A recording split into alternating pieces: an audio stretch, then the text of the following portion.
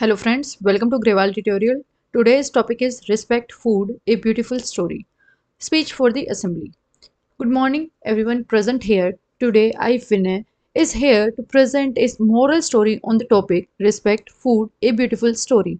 Once upon a time there was a little girl named Simran. Simran loved to eat but did not always appreciate the food she had.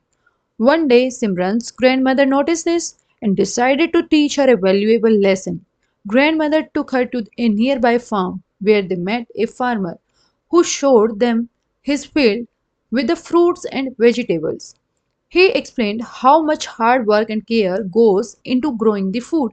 Next day, they visited a bakery where they saw a baker kneading the dough and baking the delicious bread. Finally, they went to a soup kitchen where they saw people did not have enough food to eat. She was surprised to see how grateful they were for a simple meal.